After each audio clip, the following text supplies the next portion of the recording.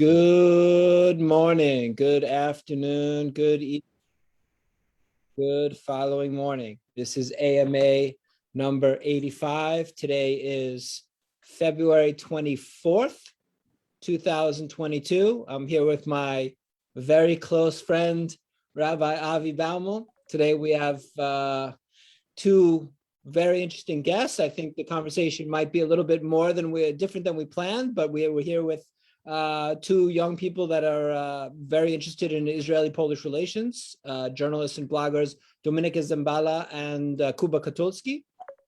How are you today, Avi? Baruch Hashem. Good morning. It's the 23rd day of the first month of Adar. I am in Krakow, Poland. It's a nice, clear day. So that's at least that. We're working with the news that we get and trying to deal with stuff. If anybody, I guess everybody is aware, but at early this morning, 4 o'clock this morning, more or less, I think, Soviet Union. Oops, that's a bad slip. Russia attacked Ukraine. We've seen a massive buildup on the border for weeks. A lot of misinformation. Putin saying that, Ukraine was committing genocide and a lot of horrible things, and had to go in, of course, and defend the poor Ukrainians from themselves, and has attacked. We have not seen something like this in Europe since World War II, which is somewhat shocking. Whenever something like this happens, everybody goes back to the Francis Fukuyama article, The End of History, that was the Cold War was the last great conflict. And now that it's over, it's just, we'll all just get, fat and rich and happy. Hasn't quite turned out that way. It's very, you feel the tension in the air here in Poland. Yeah, I sense there's a sense of gloominess, and people are shocked and disheartened, and obviously feel for our neighbors, at this injustice. At the same time, are wondering, how long is it going to take Russia to make its way through Ukraine? I mean, it's a very frightening feeling. Notion. Yeah, it's where we are. Poland is part of NATO. Has been for 25 years, almost 20 somewhat years. The NATO treaty clearly says that an attack on one of the members is an attack on all the members and will be dealt with as such. So I think that we don't necessarily fear a Russian attack on Poland, although I wouldn't completely rule it out, to be honest, but I don't think it's likely. That being said, we absolutely, of course, stand in solidarity with our Ukrainian neighbors, and we are mindful that lives are being lost and will be lost in Ukraine because of this Russian aggression, and also this can go a long way to destabilizing our country. Where we're very mindful of the border and what is about to happen or starting to happen in terms of Ukrainians coming across the border and that have lost their homes and lost everything, and will need to help them and are starting to help them already. Yeah, I mean, it's not crazy for people to start creating doomsday scenarios in their heads. This is going on, and what happens if they join together? And there was just a report that China started flying planes over Taiwan, and maybe there's an axis. And I mean, it's not far from anyone's, snowball effect can create a very frightening scenario. So we have to keep cooler heads, but it's certainly right. Yeah, no, it's frightening. The countries that have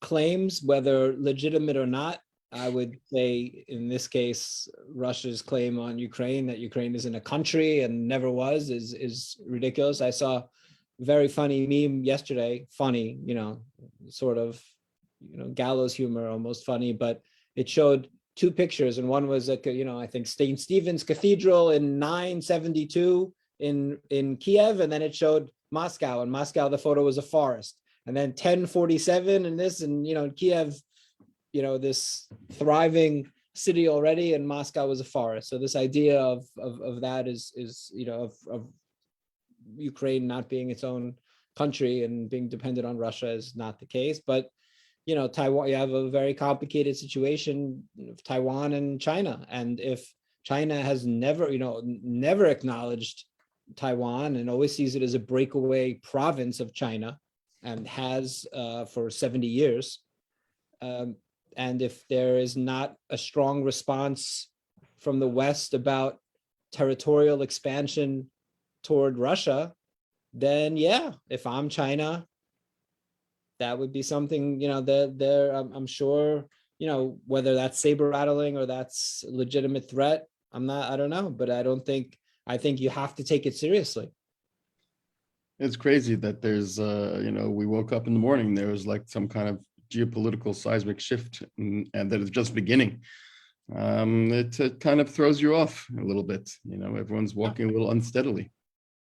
I think what's interesting, an interesting thing to me is that when we talk about Vietnam now, with hindsight, what were we thinking? How could we send American troops over there? And this, and the argument, what was the argument? The American argument for Vietnam was containing communism, the domino effect. If we don't there, then who knows? Now we dismiss that and we say how ridiculous it was. History is always, history is always 2020 in hindsight, and it's written by the victors. So we get to say that, or not about Vietnam, but that, because we didn't really, because we weren't successful in Vietnam, that's, that's what it's about. So, when it's always easy to say that was a bad war, we shouldn't have done that, we shouldn't have intervened. But there are very often geopolitical factors at the time that later on weren't considered. But very, very complicated. And as Israelis, we're for once kind of sitting on the outside and watching something without all eyes on us, although it won't be very long for that to change. But even a weak condemnation by Yair Lapid immediately drew criticism from the foreign minister in Russia, whoever it was, who said, a big shot, what about the Golan Heights you annexed? So, everyone's kind of, and there's some kind of, understanding between the prime minister and the previous one as well, and Putin, that, there's some kind of non-aggression thing that's taking place with Israel and Russia. So it's a complicated political, Israel, I think it's also important to point out that Israel's statement yesterday about Ukraine didn't mention Russia. The first statement said something like, whatever about Ukraine, and they didn't use the word Russia. So clearly, I think also Israel, and we'll talk to our guests about it, who are also very focused and experts on Israel-Polish relations and looking very deeply at Israeli politics. Israel, I think, is very mindful of its relations of countries that have a lot of Jews. That's right? If Israel and some country with very few Jews don't get along, that's one thing. But I don't want to say that those countries like Russia or Putin would do that, or holding the Jews hostage in those countries. But certainly Israel is mindful, as in some ways the worldwide protector, or sees itself that way, whether Jews see it or not, or all Jews, separate issue. But in some sense, Israel is the protector of worldwide Jews, the homeland, is the homeland, and it sees itself or is in the role of protector, and is going to be a little hesitant to criticize too deeply one countries that they have complicated relations with and selling arms and this, and Russia can press a button and destabilize the Middle East because it's, its relations with the Arab neighbors around Israel is one thing, but also the Jews living in Russia, as there are in Ukraine. Yeah, 100,000. I mean, it's not a small little number. I mean, there's this feeling that you have that there's like right and wrong, and good and evil. And then on the political level, there's what are the interests of your country and security interests, and how does that play a role? And then that gets to, make different decisions. Complicated. Yeah, I mean, I think for us, we, as an institution, we are guided, of course, by Torah, but not only by Torah, by Tikkun Olam, the two T's as we call them. I like that. I just wrote about that. Torah and Tikkun Olam. There you go. I'm with you on that. If you weren't on the call, I might say Tikkun Olam and Torah, or I might have left off the Torah, but okay, as long as they're both in the mix. Fair enough. I think for us, it's clear we see a responsibility toward Ukraine, toward the Ukrainians, toward the refugees, Jewish and non-Jewish. We will do all we can as an institution, any resources that we're able to commit, whether it's letting people, stay in the building and apartments that we have. We already have a family of a friend of a member whose family is trying to leave Ukraine, 7 people, and we will, if they're leaving Kharkiv today, and if they get, hopefully soon they'll get across the border, and we will house them and take care of them here, as we will, many others. Not saying hopefully, I hope we don't have to, but we're ready to do that. We posted a statement today that I'll read in English. Although expected, we are shocked and saddened by the unjustified attack of the Russian forces against Ukraine. We fully stand with our Ukrainian friends and neighbors and are hoping and praying for a quick and peaceful resolution. Mindful of Krakow's proximity to the Ukrainian border, we, along with our partners, will do our best to help and house any Ukrainian refugees, Jewish and non-Jewish, who might need support over the coming days, weeks, and months. We will do what we can, but it's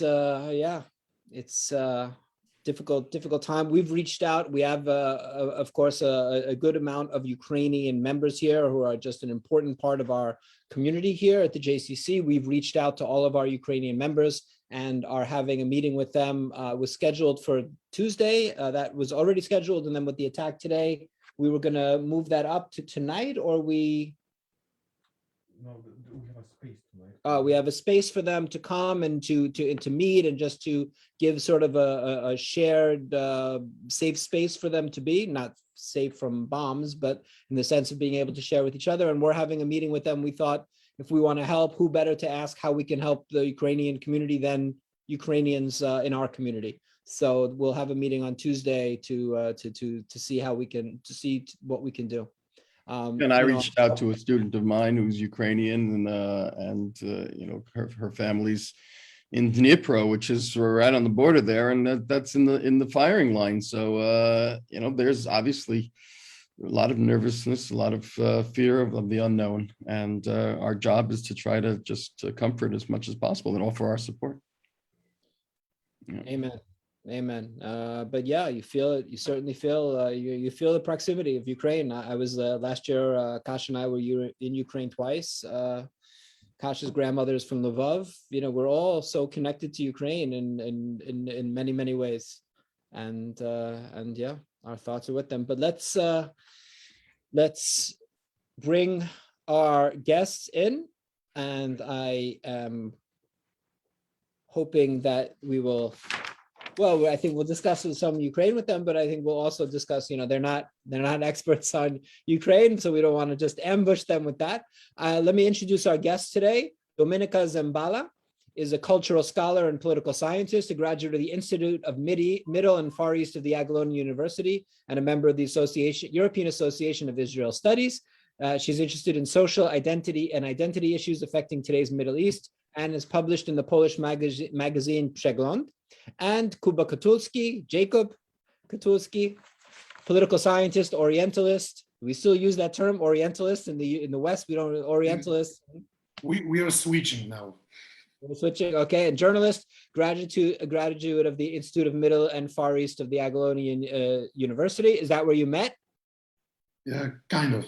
At the Students Association. Very nice. And the Faculty of Social Sciences, the University of Gdansk, particularly interested in the internal politics of Israel and its relations with neighboring countries. Apart from Relatively Middle East, which is the blog that they run, he publishes in the weekly Przegląd and Krytyka Polityczna. And I should also point out that they were both JCC volunteers And Kuba worked here for a while, and Dominika is a tour guide, and we do a lot with Dominika. So they're certainly part of our JCC family, and very nice to see them. And I like the blue and yellow. You got the color coordinated thing going. So very nice. Thank you for agreeing to do this. And how are you guys? Thank you for the invitation. Yeah, first of all, thank you for the invitation. Well, I think we're worried, as the whole Poland is, and everybody is outside, and the whole world is worried. Thank you for noticing my colors. I tried very hard today. I'm the more colorful. Yeah, I'm the more colorful one in that team. But yeah, we're doing what we can. You're worried, and I want to talk to you guys a little bit about a few things. But I'm mindful of with war next to us, we can't to pretend business as usual is impossible. So I want to talk to you a little bit about Avi and I are living here. I've been here 20 years, but I'm not Polish, and I'm not as connected to Polish society obviously as you are, and you are also very politically aware as journalists and bloggers and involved. When you say you're worried, obviously you're worried about Ukraine, right? We're worried about the loss of life, about attack. Are you also worried about Poland? And if so, what are you worried about in Poland? Are you worried about an attack on Poland? Are you worried about just refugees? Are you worried about the region being destabilized? What worries you? So many things worry me. I mean, I'm not worried. As you said before, when you started, I'm not worried that we're in danger, that there is a real threat of Russia attacking Poland. I don't believe that's probable. Even though I know there were many specialists talking about what's going to happen with Ukraine, saying that the war as we imagine it in our heads is not possible. But I don't think that would be an option, because we're the part of NATO and we're the part of the European Union, and that makes me feel much safer. But what scares me and what worries me is that that situation that I'd never in my life thought I'm going to experience war so close to me. And I'm sure it's different, as for example, as in Israel, you have people living in some state of war their whole lives, and they're more used to hearing sirens and alarms, and watching the videos from Ukraine, having that suddenly this morning that they've been woken up by. It's something unimaginable for me that it's so close. And as you guys discussed before with China and Taiwan, and God knows what else, Iran, I don't even want to say it out loud. What worries me is that we're on some edge of a world war. I don't know. I don't even want to think about it that way. I think that's the most worrying case, that we don't know what to expect, because a week ago, most of the experts on Ukraine, they said that probably the full-scale invasion of Ukraine is improbable. It's not possible. But now we see that it is possible, but no one thought about it. So what's most worrying is that we don't know what to expect. Yeah. I mean, I think that it's not so much about Ukraine. I mean, to some degree about Ukraine, but also about the Russia trying to do a reset with the West. I think that Putin has said often that the greatest tragedy of the 20th century was the collapse of the Soviet Union. As a KGB officer in the Soviet Union, I think that we need to take that seriously. And it's important to try to get into the mindset. It's easy to just think, the easy thing to think is just, oh, Putin's such a bad guy and he just wants to be aggressive with territory, which is true. But I think there's also the idea of, I think Russians to some degree, the United States had a situation during the Cold War where the Soviet Union put missiles. We realized that they were putting nuclear missiles in Cuba, and that brought us to the brink of war, because Cuba is 90 miles from Florida. And we're talking about a situation where NATO, the United States, has troops in Romania and troops in Poland. And I think that Russia is mindful of that. So we need a little bit, not to excuse in any sense to excuse any type of invasion, but it's always with you. If Russia's the enemy, then we have to try to understand them and also feel that they feel a little bit encircled by the United States. And probably if this is going to end, I don't want to say peacefully, but if it's going to end without much further escalation, then my guess is that the West is going to have to somehow guarantee backing off and giving a little breathing room to Russia. Not that it deserves it, and not that the countries next to Russia aren't the victims here, won't be the victims by being less secure. But I think the alternative is probably a much larger scale war than anybody has the stomach for, especially the West. And if I may, what also is really scary is what Putin said in his statement, in his speech this early morning, when he said that anybody who's going to try to help Ukraine or stand in their way is going to get punished in a sense they cannot even imagine. And this is extremely frightening, because what does it mean, and what is he able to do really? As it's been so many countries supporting Ukraine right now, it sounds unbelievable what can happen next. But this is very interesting what you pointed out about Cuba and missiles being set up in Cuba. And I actually see this argument a lot with Polish analysts that are more leaning towards Russia, like pro-Russian political analysts, that they say that the US should have known better before they agreed for the NATO to be broadened and include Poland, which is also worrying, that there is this. Scary. This is the train of thought in Poland, that even Poles say that we shouldn't join the NATO because this angered Russia. We should be mindful of that. We don't want to poke the bear. Yes, Yeah. exactly. What about from the Russian side of things? Is this all about one person? And if magically Putin, wasn't around, then everything would return? Or is there a group that's, supportive of him and and are raring to go to get back to what the glory days? What do you read about that? It's a great question, but we are not really experts on Russia. I don't think anybody can tell that. Yeah. I saw that Polish deputy parliament speaker said today that the only person that should be talking to Putin right now is his doctor, and I think that's probably the only person that he doesn't speak to. Yeah. Let's because you are focused on Israel and the Middle East, so let's bring it toward there. Israel has been interesting in the last couple of days because of Israel. When Avi and I discussed it a little bit, of that Israel's reaction. The first reaction was to condemn what happened in Ukraine without mentioning Russia. So Israel is very mindful of having good relations with Russia. And my take on it is that it's two reasons. One, there are a lot of Jews living in Russia, and Israel has a lot of memories of Soviet Jews being persecuted and what that meant, but also because Russia really controls a lot of what happens with states around Israel. And if Russia if Russia is unhappy with Israel, then Hezbollah becomes more active and Hamas becomes more active, and Israel has to deal with threats to its own border. So that's very. Am I right in that, or is there something? How do you see that situation? Yes, you are exactly right. The main reason, apart from the large diaspora living in Russia, large Jewish diaspora, and also large Russian diaspora in Israel, the main concern is actually the situation in Syria. Like Russia launched its full-scale military operation in Syria in 2015.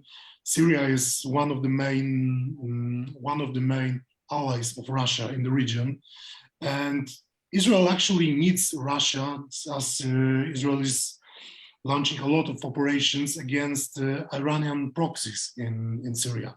And since Israel is launching airstrikes against Iranian targets in Syria, Russian military is actually turning a blind eye on that. And that's why Israel needs that, because if in any case Russia says that it doesn't allow anymore Israel to be doing their operations in Syria, that's a large threat from Iran towards Israel now.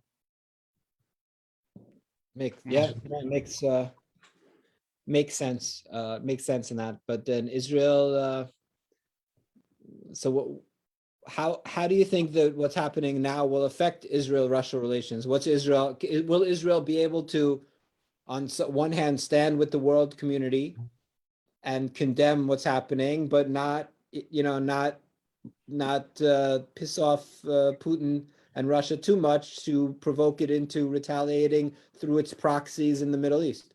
So at this point, we see that Israel is trying to balance the scales, and it condemned the Russian aggression, and we now have a new statement which condemns the Russian aggression, calling it a violation of international law, and Israel is actually naming Russia as the perpetrator of the violation.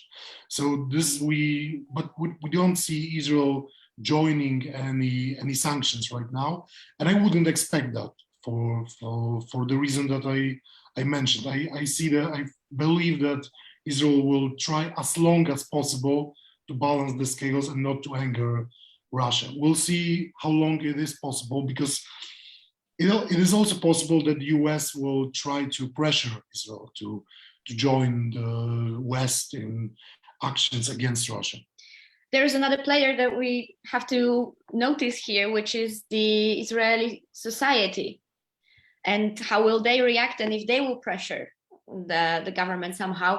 One thing that the society in general, as there are anti-Russian and anti-war protests going on all over the world right now, and we are joining the one at 7 p.m. today in Krakow as well. But besides the general one that might happen also in Tel Aviv, I assume, there is the big Ukrainian diaspora in Israel and Russian diaspora in Israel. And we talked, because Kuba was writing the text last week for Przegląd and asked Serhi for his opinion and his insights. And I think Serhi was your guest here as well, right? Some time ago.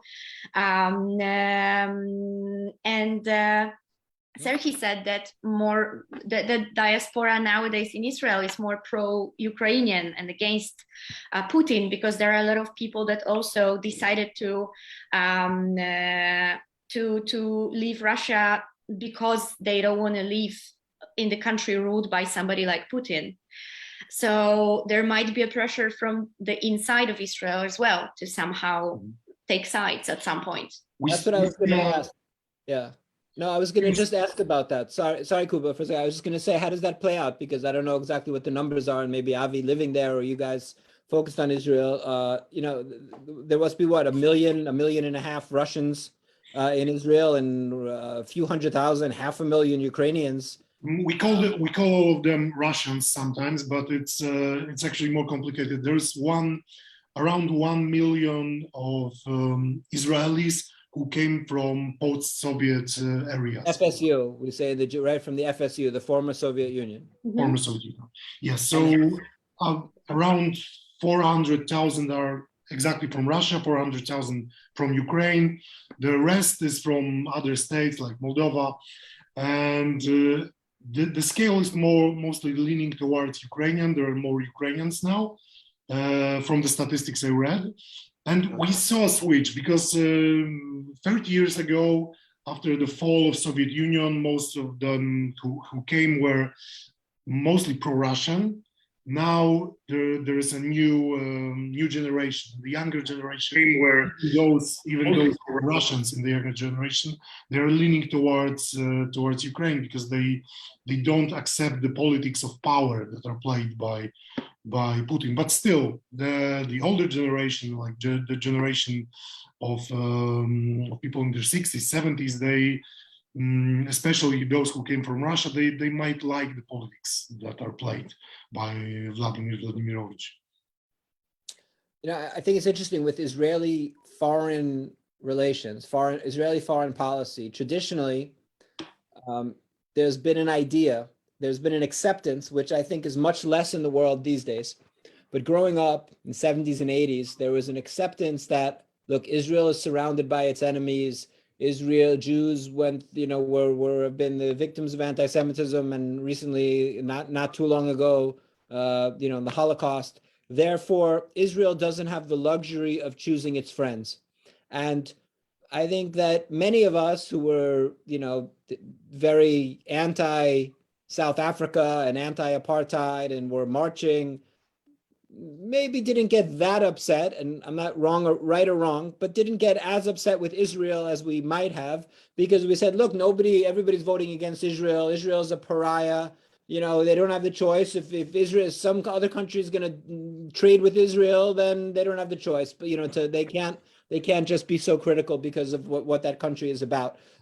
Is that still the case, do you think? And if that's changed, do you still think that's the case? And what Avi, I would also, want you as an Israeli, or someone living in Israel, an Israeli, to weigh in on that as well.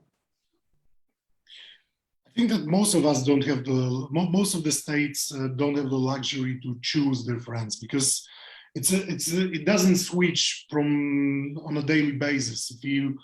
If you are in an alliance with the US, you are aligned towards US. You cannot decide that we don't like the idea that the US is doing business with Saudi Arabia, and Saudi Arabia is breaking humanitarian rights, humanitarian law in the world. You cannot just say that, okay, so we'll back it up now. And Israel certainly doesn't have the luxury to choose that. Israel has to have good relations with countries that don't really have greatest humanitarian track, or wants to be on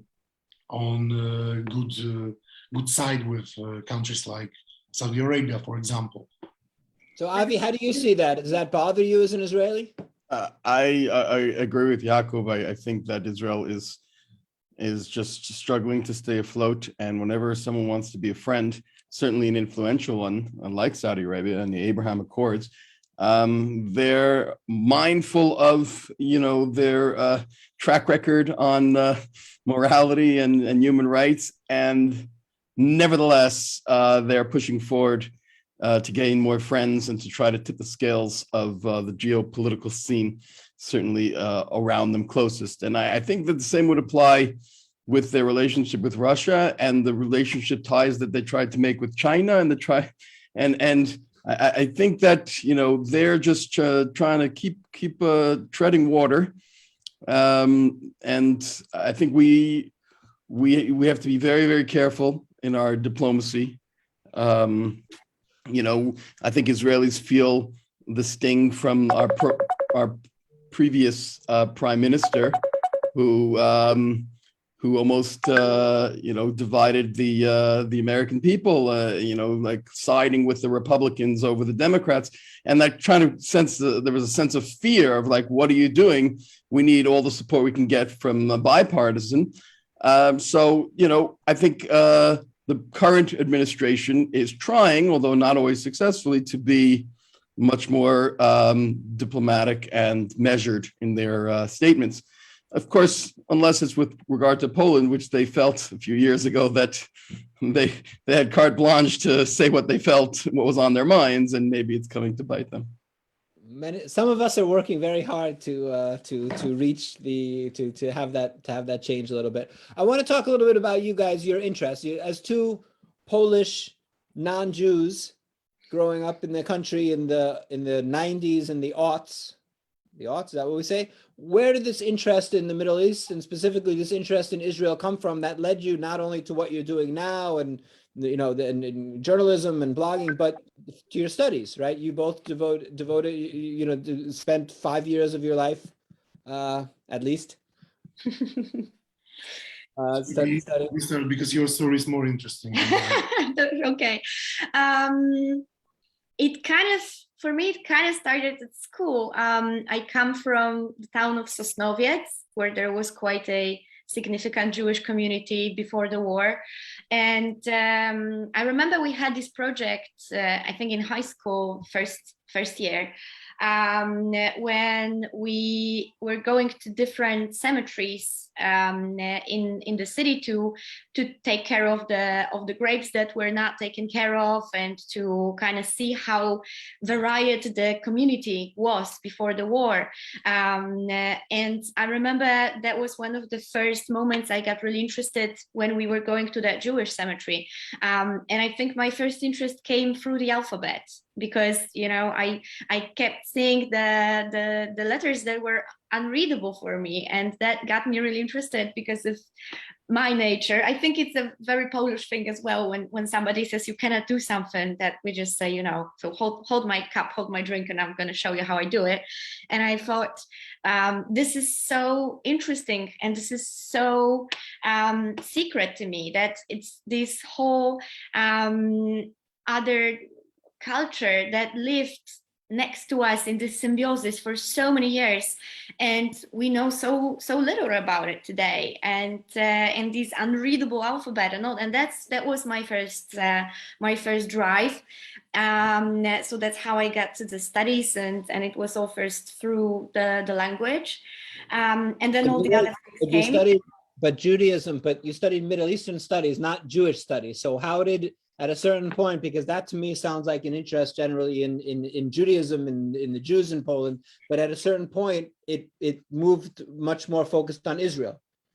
I thought, looking at choosing the studies, choosing the faculty at the university, I thought that it's more interesting for me to keep it more nowadays, current, when I saw that there will be classes about the politics, about cultures, about languages, about the wider spectrum, let's say, and in Jewish studies that you had all the biblical or historical attitude, very much that it's very focused on it.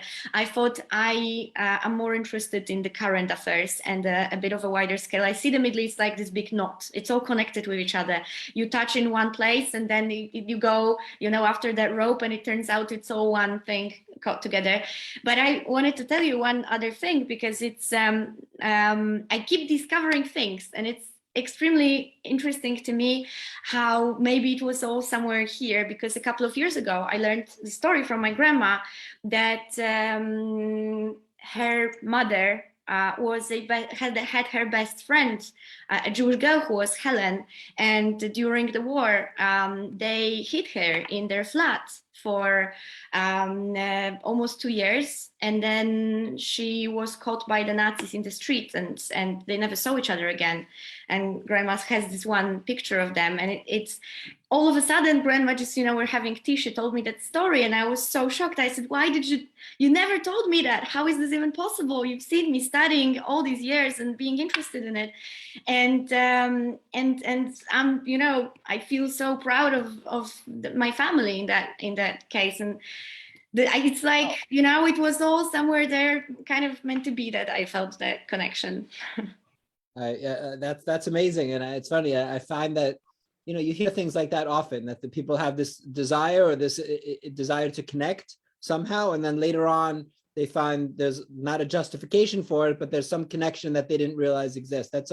What a great story. I wonder if that would be possible to, I don't know if you've done it, or what this, what exactly is necessary if somebody didn't necessarily survive the whole war, in terms of Yad Vashem and having her recognized as I tried to check, but I think that's lost, because we only have a photo, maybe if we found a name or something. But that's an incredible story, with her telling me about her mom wound up being best friends with Helen, and how they were just hanging out together when the war started, and that was quite early, when the ghetto was created in Sosnowiec, and when the Nazis came to their flat and took the Helena's parents to the ghetto, and she was at that time at their flat, so she stayed with them. And my great grandpa, if I'm counting correctly, he built this special hiding spot under the sofa and extra legs for the sofa a bit, so you had to sit a bit more up on the sofa. And so she lived with them in the flat, and whenever there was somebody at the door, they would put the sofa up and she would jump into that hiding spot and be there for a while until people left. And how the Nazis kept coming to their flat because they had some suspicion, and there's the whole story about it. But yeah, it's incredible. It's a story for a movie at least. That's amazing. What about you, Kuba? How did you get interested? My story is certainly not that interesting. I decided to study political science. I went to the university in Gdańsk, and during the studies, I had a course on Middle Eastern conflicts, and it was very interesting to me that most of the conflicts, not everyone, but most of the conflicts, are revolving around Israel. It's a small nation. For me, it was a small nation in the middle of a desert. So it got me asking questions like why a small state is the central focal point of many conflicts and big conflicts. And I decided I need to study more. I wanted to learn more about Israel. I went to Israel for the first time in 2012 for 2 weeks. And apparently when I arrived, a war broke out in Israel in 2012. The 1 week operation, and Tzuk Eitan was 2 years later. Anyway, and it's hard to us to remember all the names of the wars. We have it so often, so I can't remember the names. committee to try to figure out good names. Yeah. But Tzuk Eitan was 2 years later, and I was also in Israel during Tzuk Eitan for 2 months, and but I returned to Gdańsk after my visit. I decided I need to learn more about Israel, and since my faculty of the political studies in Gdańsk didn't provide enough information, I started searching, and I found out about the Middle Eastern studies in Jagiellonian University. So I decided to move to Krakow and finish my studies here. I'm curious, Jakub, what the average Pole learning in Gdańsk about Middle East and the conflict, what is the slant of the teachers of how did you feel, other than why is everything revolving around Israel? Was there also this feeling of, well, these troublemakers, are what's causing this big conflagration, or was it more even keeled? Depends. You couldn't really say, because I had this course, but also I had other course on international relations, and they also intertwined with what happened in the Middle East. And some teachers were more taking a stance that there is this small nation that's always under attack of Arab neighbors, and other teachers were more towards the stance that Israel is the troublemaker in the region. So I couldn't really find more balanced, more nuanced approach. But Usually maybe there is leaning something in towards- it that you can, thanks to it, create your own point of view, right? You have Yeah. classes of all kinds of people, and political studies. So I guess, yeah, you learn I all want kinds. to ask you about what you've created, relatively Middle East, in a second. But I have a theory that I tell people, and I want to run it by you as experts, which is, first of all, I think that Poland as a country, I don't mean the politics and that level, the average Poles, the average the dialogue going on in Poland about Israel generally is far less critical of Israel than in other countries, right? If you go and you sit in, Western Europe, even a little bit Eastern Europe, generally very anti-Israel. And I think Poland, not as much. When there are war going on in Israel or some big thing, maybe we'll go to the Rinnek and we'll protest, and there are 20 people, 50 people, protesting in the Rinnek, and in other countries there's 10,000 people protesting against Israel. In other words, and I feel that, in the 20 years I'm living here, that it's really, if we have Etgar Keret or some Israeli author comes, we don't have protests and we don't have to have huge amount of security. There's generally not this whole demonization of Israel in Poland the way that there is in other places. And I've often thought about, why is that, right? What's so different about Poland? And I think there are two reasons for it in my thinking. So I'm not sure I'm correct, but if I am, if it's true, then I have two reasons that I think it's true. One is that if you look at how Polish is Israel, right? Who essentially, of course, Mizrahi Jews and getting into this, and Jews have been living there, but you're really talking about a massive amount of Jews that came from Poland and had a lot to do with building the state of Israel. One of the best statistics that I know about this is that more than half of the initial members of the first Knesset were native speakers of Polish, right? Over, I think, more than 60. This is amazing of how Polish was Israel. So Poland has this memory. These are our Jews that have lived here for 1,000 years. They were bookish and they were merchants and they were this. The idea that these same Jews that have been living in Poland for such a long time switch neighborhoods and suddenly become bloodthirsty people that just want to drink the Arab blood doesn't make such sense to Poles that have this historical collective memory of the Jews. That's one. Plus, I think the other reason is that Poland is surrounded, and we see it today more than ever today, surrounded in many ways historically by enemies. That Poland is exactly where you didn't want to be in Europe, with Russian Empire / Soviet Union / New Russian Empire on one side and Germany on the other side. And I think Poles appreciate that Israel is also in a tough neighborhood and stands up for itself, and they like that. And I think that causes them to have a different view of Israel, and not just the general thing of, oh, Israel is the aggressor and is this strong country and just hurting the poor Palestinians. So what do you think about my thesis? And that's one. And secondly, tell us after you tell me what a brilliant idea that is, or how stupid that is, whichever, then talk to me about what you've created, your blog, and what its purpose is. All right. So I think your two ideas, your two theories make total sense to me. I wanted to say when you asked the question, I wanted to say that I think we see a lot of similarities between us, and I don't only see that as you said, in the kind of geopolitical point of view, with a country being surrounded by not particularly friendly neighbors for many, many years. But also I see that in how we are as people. And when I guide the tours, and I have groups from all over the world, and I talk about how Poles are, how we love to complain, how we love to quarrel, and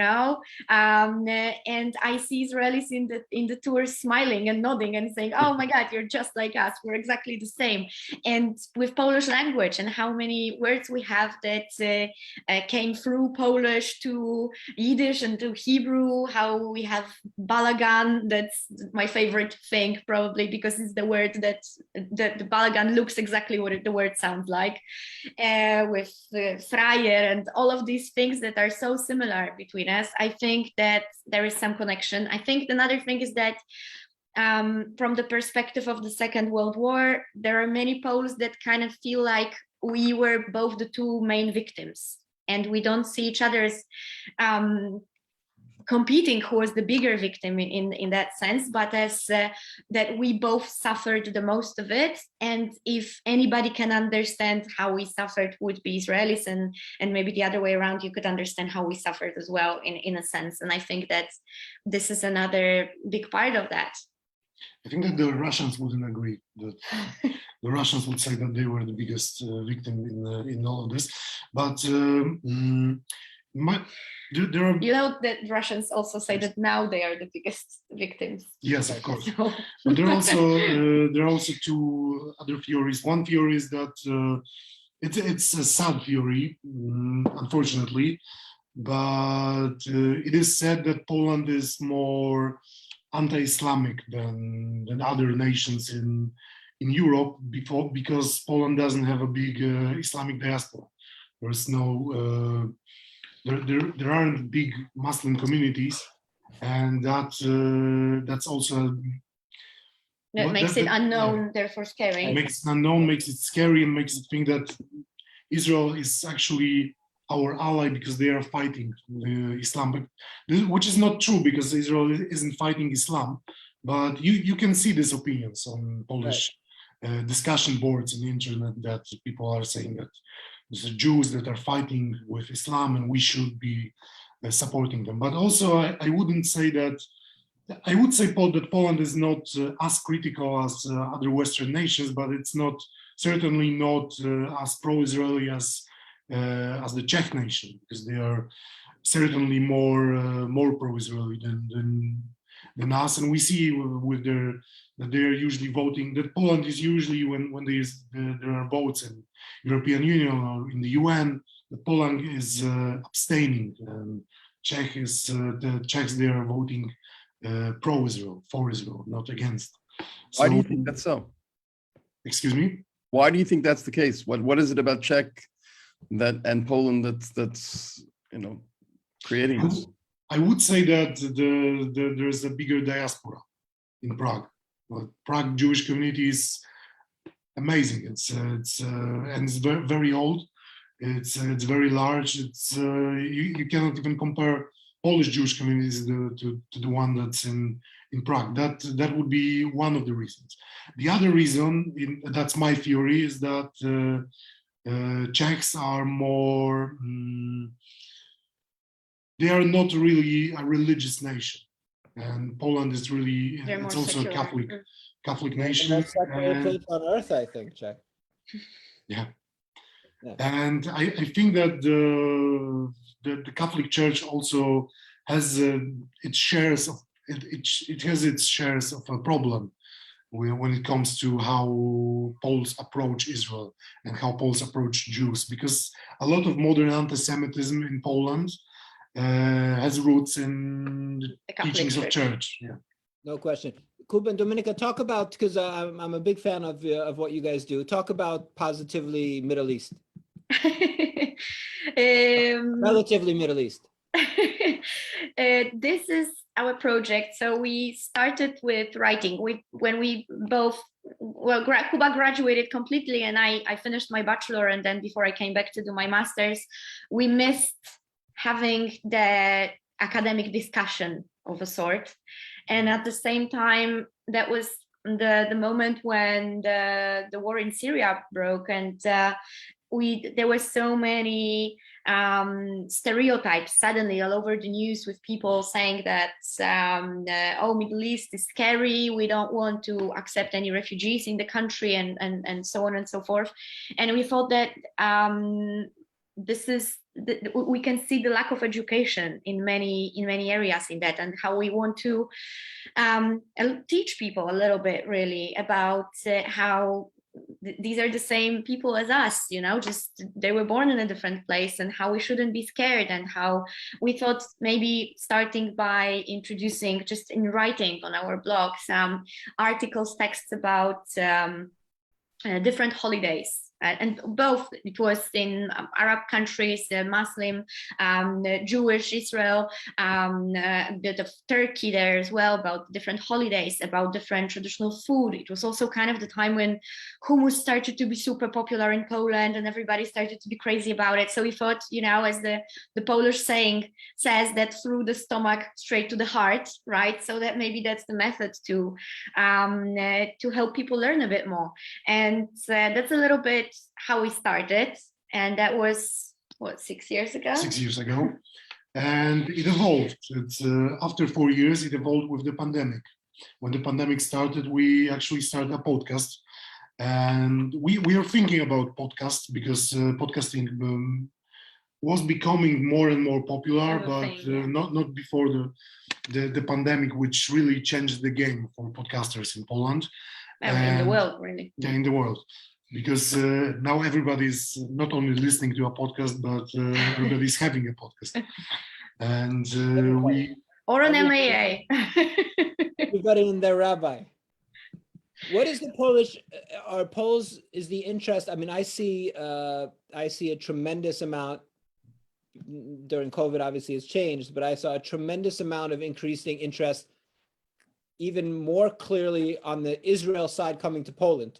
In other words, you could go to a mall in Warsaw, you go to the mall here in Krakow and hear Hebrew all the time, and in all the shops. And I start to see also on the other side, and Avi is probably the best witness to this because he's flying back and forth all the time for 8 years, constantly.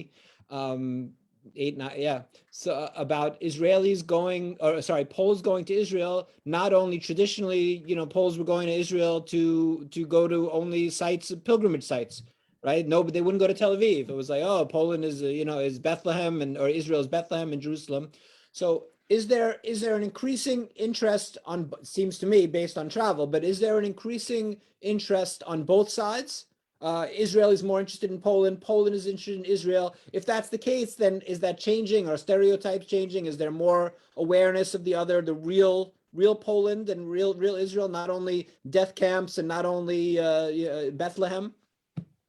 I think I see increase of interest in Middle East in general, not only Israel, but yes, there are more and more people that are asking us questions about Israel, about traveling, about what to see, what to eat, what's actually the Israel that they want to see. That's certainly changing over the past years.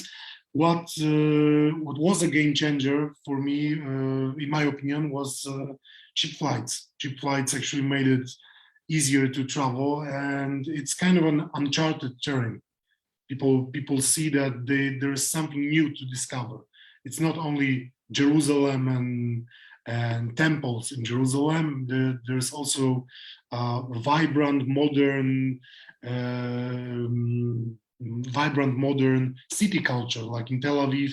In Haifa, at some point people will start visiting Haifa. It's not yet. It's my favorite city in Israel.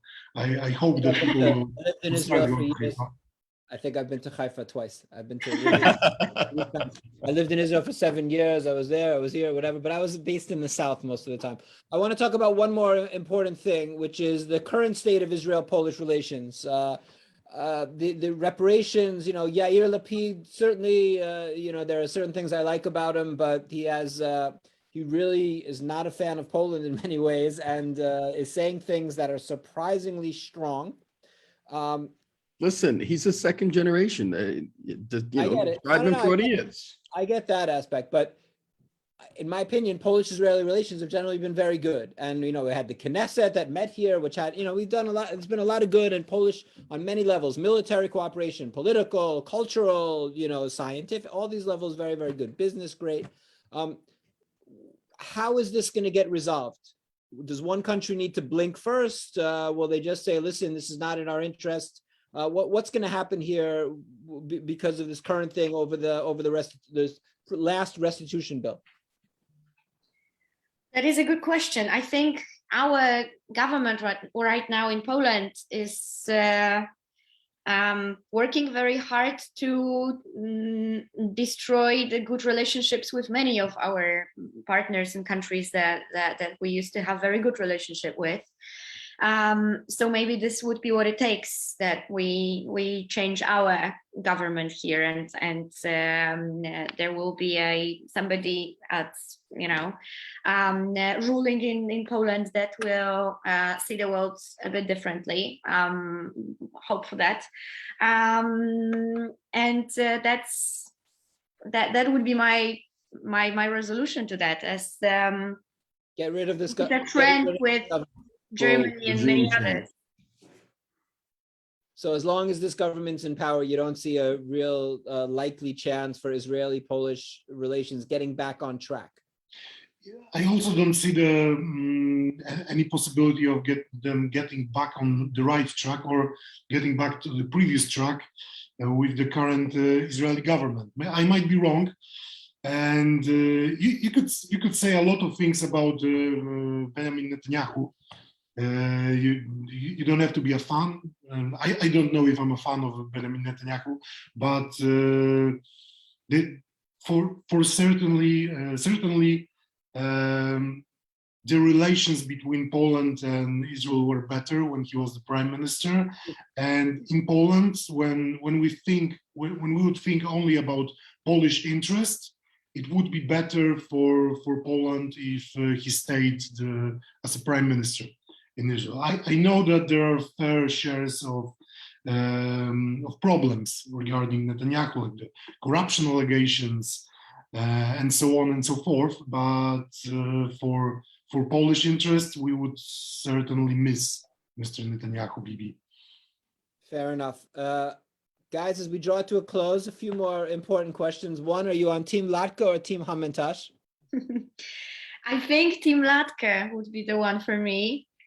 Latkes is something that we eat. Also at home, with, you know, our grandmothers making latkes. You make latkes at home. No, not really, but because too much They smell- frying aromas.